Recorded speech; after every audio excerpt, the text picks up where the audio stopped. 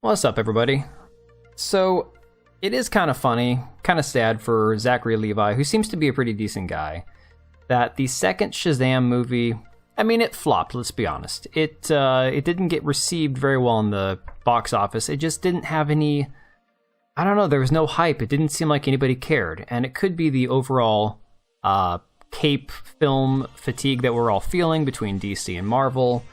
I mean, I'm flat out having Hollywood fatigue. Honestly, I'm not feeling like watching anything new that's coming out from Hollywood. Like, you know, I never saw any of the John Wick movies. I'm kind of thinking maybe I should start watching the John Wick 1 through 3, so maybe I can go to the theater and see John Wick 4. I don't know, I haven't decided yet. But the long and the short of it is there is a lot of fatigue when it comes to superhero films, especially when you look at post-Phase 4 of Marvel. It seems like all these bad decisions that Marvel made in their casting, in their character choices, in their story arcs, all of that has done a lot more damage. It's actually contributed to this cape film fatigue that we're all feeling. And so this is the kind of stuff right here that definitely contributes to that. A quote from Zachary Levi saying that we tried desperately to get him, referencing getting Henry Cavill's Superman into the post-credits scene of the first Shazam movie. I'm not sure how many of you guys actually saw the first Shazam movie. I watched it with my wife. We thought it was funny. I mean, I thought it was entertaining, if nothing else. I wasn't a huge fan of it, but it was a decent film. Well, I mean, now the sequel's come out and it's just crashed and burned. Partly to do with the fact that it's just not really connected to anything now. It's like the Zack Snyder Justice League has been kind of like torn apart and gutted, so what's the point?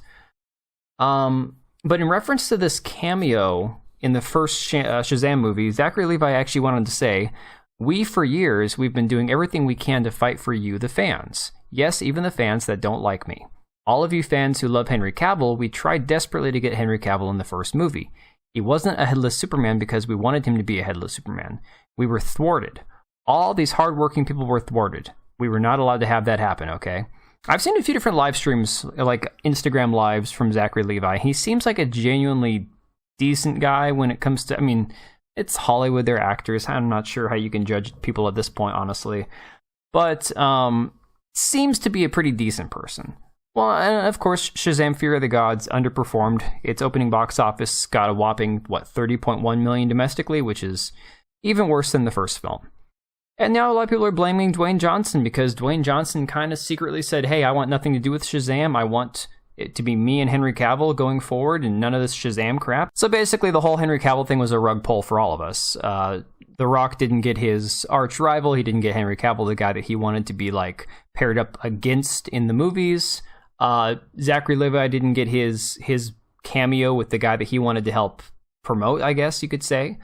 And it's kind of showing in all the films as far as like the dollars, just the lack of excitement. It's just really pathetic that these movies that have all these big names that cost all this much money are just, there's no excitement about any of it anymore. Speaking of no excitement, another article from Fandom Wire here, speaking on Henry Cavill's departure from The Witcher. And I know this is kind of old news, but it definitely sheds a little bit of light on where we are when it comes to these crazy SJW types in Hollywood. The people that are actually pulling the strings, the ones who are making these terrible casting choices, the ones that are making these horrible films, these horrible shows that has nothing but a bunch of ideological propaganda, a bunch of modern day politics and crap in them. They're the reason that all this stuff sucks nowadays. So apparently, according to Fandom Wire, The Witcher producers wanted Henry Cavill out since Season 2 as he didn't respect them for being anti-source material.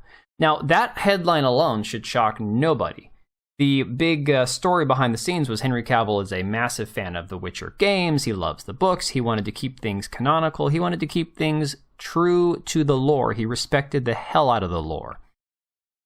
So basically, this article goes through the fact that not only did they have issues with Henry Cavill because he was very much a fan of the lore, very much a fan of canon, but he was very hard to work with because every time they tried to change things, every time they tried to adapt things for a modern audience, for their interpretation of how they wanted to take the show, he would just say no. And I'm sure a lot of you remember, if you've been paying attention to this, his horse Roach getting killed in the second season. Something that made no sense for the show, made no sense for the character, made no sense given the fact that it didn't happen in the games, or as far as I know in the books either. And Roach is his, basically the only person, the only horse, the only animal that Geralt can actually like connect with. Like it's part of who he is this horse. You know, that's his way of coping, is he can talk to this horse. Well, and the showrunners decided to try to do it in some funny way and make it like a mockery of Geralt. And so he said no, he rewrote the scene, and that caused a lot of issues, but they still ended up killing the damn horse. So the horse had to die either way, according to, you know, these people's designs. So yeah, I mean, the article just goes on talking about how basically the reason for Cavill's departure from the show can be traced back to season 2. The report suggests that the showmakers were unhappy with Cavill's attitude towards the source material. Well, the article's misquoting it, or it's got some typos. His attitude towards the anti-source material crowd, basically, and his reluctance to follow their vision for the show. This is a surprising revelation given that Henry Cavill had been a vocal fan of the Witcher books series for many years. He was so passionate about the source material that he reportedly campaigned for the role of Geralt of Rivia and even had a hand in shaping the character's appearance and personality for the show, which you can totally see when you watch it. It's like, it's him, but it's Geralt. It's done. The show is not great. I'd say it's about a 7 out of 10 if you're watching it objectively, but given what it is, for fans of the series, he at least does a very good job of portraying Geralt as true to character as anybody could.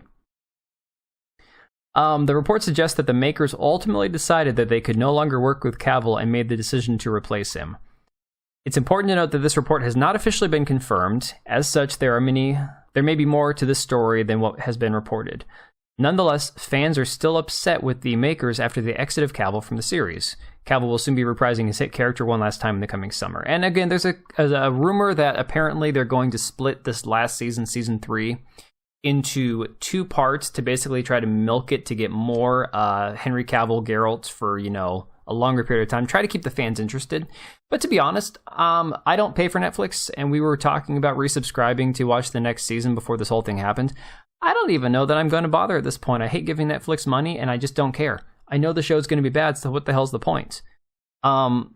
But yeah, this is just more of the same crap that you're used to seeing from Hollywood on a daily basis, whether it's Marvel, whether it's DC, whether it's in the comic book industry, or hell, what the video game industry is overrun by all these massively crazed left-wing woke ideologues that are just running around screaming about diversity and inclusion and forgetting that the first thing you have to do is create a good story or honor a good story that already exists. And that's the problem we're seeing nowadays, is nobody has any respect for the things that came before. Everything is looked at through this critical lens of, we have to take this thing that used to be considered good, and we're going to basically show all the parts of it that were bad, and we're going to focus on those and say, see, for those bad parts, we now can no longer use this. We have to just rip this away, tear it apart piece by piece and redo it. And that's where we are now, and it's just pathetic. It's very depressing. It kind of ruins most of our lore, most of our great stories that we have to work up with. So I thought it was an interesting report to kind of look at and see that there's definitely more behind the scenes than Cavill decided to leave. This definitely points towards him being fired, which will be the worst mistake that they ever made. Well, that pretty much wraps it up, guys. We are really close to 100 subs. Thank you all so much. I appreciate all the support, and I'll see you on the next one.